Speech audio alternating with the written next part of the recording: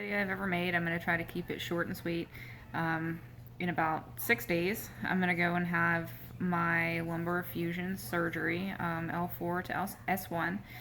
And I'm absolutely terrified, but I wanted to make some videos, get it out there, because I watched a lot of other videos from other people having similar type surgeries done, and their videos helped me, and I want to be able to help some other people if I can. So, I guess to jump to the diagnosis, what's wrong with me is that I have degenerative disc disease, but it's definitely the worst at L4, L5, and L5-S1. I have a large tear in my L4, L5 disc, and then the L5-S1 is pretty much almost gone. Like, it's a very, very flat, and it's very herniated. So all of that disc has kind of spewed out, and it's all, touching all my nerve roots there, aggravating my sciatic nerve and causing all kinds of trouble. So I'm gonna go have this fixed, and hopefully that's what it does, is fix it and not make it worse, or some of the other lovely things that you hear about. But watching everybody else's videos kind of gives me some hope that in all likelihood I'm going to feel better when it's done. So again, to make a long story short, I've had back pain for 11 years now. It started after I had my daughter. Couldn't really give you a reason, why. Pinpoint the reason why this all started. Probably just a bunch of different things. I've been in a couple car accidents, probably lifted some stuff that's too heavy, done some otherwise dumb things, and just, time and probably old injuries, and I don't know, here we are.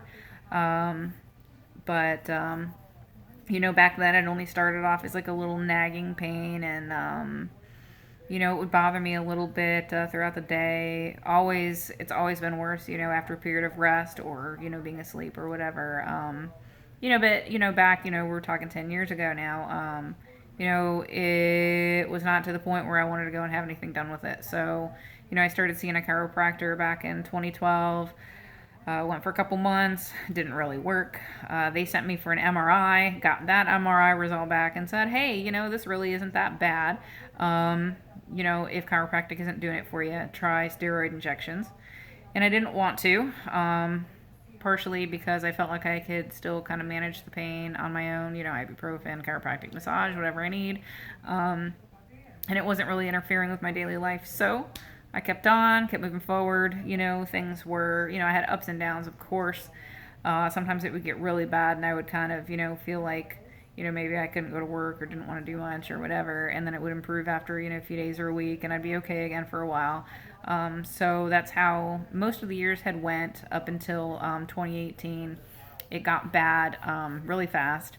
It got to the point where I didn't want to work out anymore. I didn't want to do anything active anymore. I didn't want to be on my feet a lot anymore because everything hurt.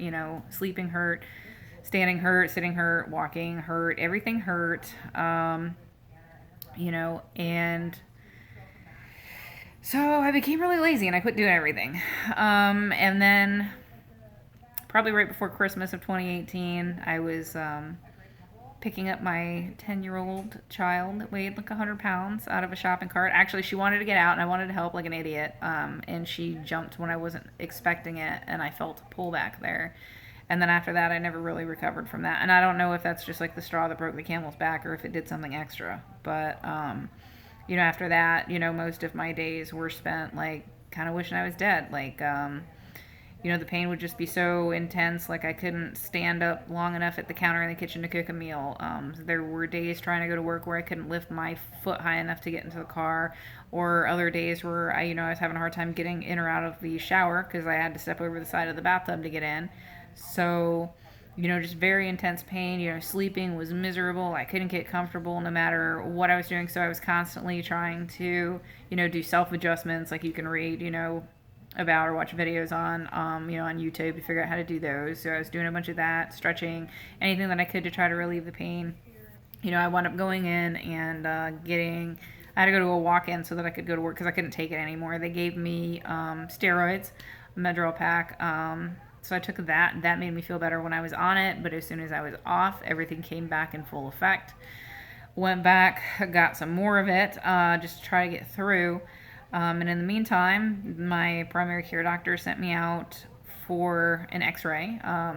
And then she got that back and said, hey, this isn't really that bad. It just shows some mild degenerative changes, which is essentially what I've been told all along.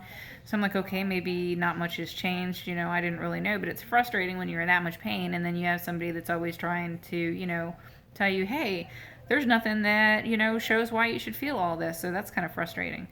And then after the x-ray, I wound up a couple weeks later getting another MRI. And then that MRI in particular, did show definitely a worsened condition over the first one that I had in 2012 because it showed, the herniated disc and stuff like that, which I think I may have had to start it back in 2012, but it was nothing like it was now. And it did show that the, degeneration had gotten, worse. But again, they kind of wrote it off as it doesn't really look that bad. So I wound up taking those results, going to pain management doctor, and then also going and seeing a neurosurgeon. And the pain management doctor suggested doing the epidural cortisone injections, which I ultimately did do. And then when I went to see the surgeon around the same time frame, I was hoping that he would recommend a very simple procedure, like maybe remove the herniations or something like that. But he said that given everything that was going on, that I would probably need to immobilize the area, and he suggested doing a fusion from L4 to S1. And that freaked me out. So I, of course, didn't move forward with that. I did wind up going and doing the steroid injections. And from where I was at with not being able to get into the car or having a hard time showering, I couldn't put on pants or tie shoes. It was really bad. Oh my God, thinking back on that stuff, it's just very frustrating because that's where I was at. I could not put on pants without sitting down. I had to sit down on the couch to put on pants. I had a really hard time putting on shoes or tying shoes or anything like that. Really hard time getting on and off the toilet. So it just literally everything was really bad at that time, and the shots helped. So they made it to where I could, get off the toilet or, get in my car to go to work, and I wasn't in so much constant pain. They calmed the pain down when I was doing things like sitting, so now I can sit at work, and that's okay. As long as I'm not doing much, I'm fine. So still at night, sleeping is awful.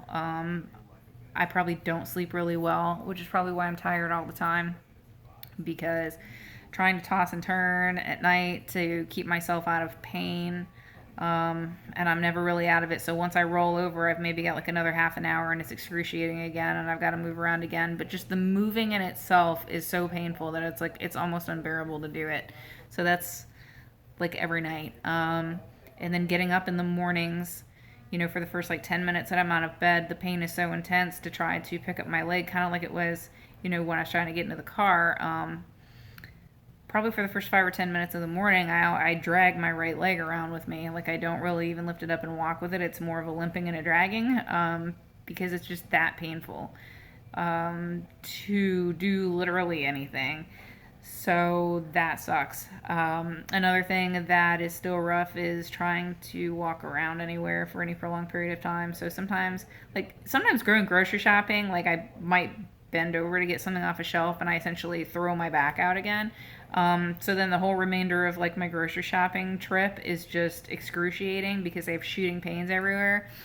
But even if that's not happening, if I have to do anything where it requires a lot of walking or standing, my legs feel like they weigh 400 pounds. It just becomes so taxing to just keep walking, and my back gets it's super tight feeling, but also extremely painful, and it's miserable. So, being 35 and, having an 11-year-old and trying to live a normal life, and then having this amount of pain to do anything other than sit, just really sucks. So, I decided that the shots just ultimately weren't going to be, the best fix for me. And I went back, like I said at first, I saw a neurosurgeon the next surgeon that I saw was an orthopedic surgeon. He essentially recommended the exact same thing as the first guy, the neurosurgeon, but he also suggested that I go and get a discogram, which, if you don't know what that is, they put you on a table and they stick a bunch of needles into your back, and you're awake and you don't have any sort of a sedative, and they're trying to hurt you on purpose because they need to see what discs are hurting you. So they're poking and prodding at you, and they inject you with dye, and they send you up for another CAT scan so that they can get all the imaging with the dye injected, so that they can get a really more clear idea of what's going on in there. And again, the whole point of the test is to try to reproduce the pain that you feel on a daily basis. And if anybody out there is getting ready to go do one of those, it's painful and it sucks. And I know that some places give you like at least a mild sedative before you go in and do this, probably to help with the anxiety, which is probably the worst part. And I didn't have any of that. It gave me nothing. So I would say that being freaked out about it was probably one of the hardest things, but the test definitely hurt. Like, it's bearable for any normal, probably adult that can handle pain, to be able to go and do it and be okay, but it sucks. It really does. But also very insightful. So that was able to highlight, first of all, that I had a lot of pain that was coming from the L4-L5 level, which I didn't know. That's the one that is torn. And it was actually it was almost more painful during that discogram than the L5-S1 disc, where I have all the herniations, and I really didn't expect that. So it was just an insightful tool to go and get that done, and I feel a lot more confident, having my procedure done now, because we know exactly what hurts and what doesn't. So went back to him. He suggested, essentially the same thing all over again. Just said that the discogram confirmed that the 2-level fusion was more appropriate than just doing the 1 level. And he also said that it looked like on at least the L5-S1, they want to do a laminectomy so that they can decompress all the spinal cord and the nerve roots back there, and potentially the same at the like L4, L5 area. And I know that they are putting in a cage to give me the height back between the 2 discs at the L5-S1. But also, he kind of gave the disclaimer of, when he gets in there and sees it, that some of this may change, which is why even on my, surgical, consent forms, it kind of leaves some of that like up in the open. So that's essentially what I'm going to have done. So it gets to be a surprise when I wake up what actually went on back there, and hopefully, I don't know, I just hope it gets done right. That's all I'm really hoping for. I can't really think of anything else to share at the moment. I do plan on getting back back on here and putting some videos with all the images that I had, the x-ray and the 2 different MRIs, the discogram, just so that, first of all, I think it'll be helpful for anybody, because they can kind of compare that with their own.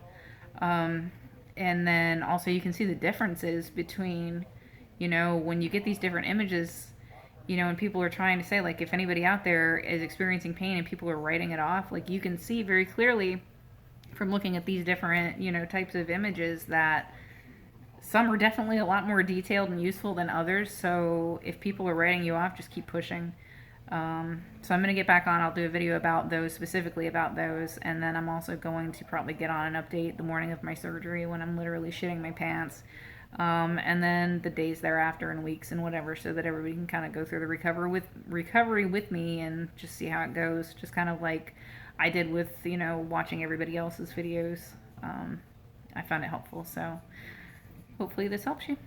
All right, I will see you probably the day of surgery.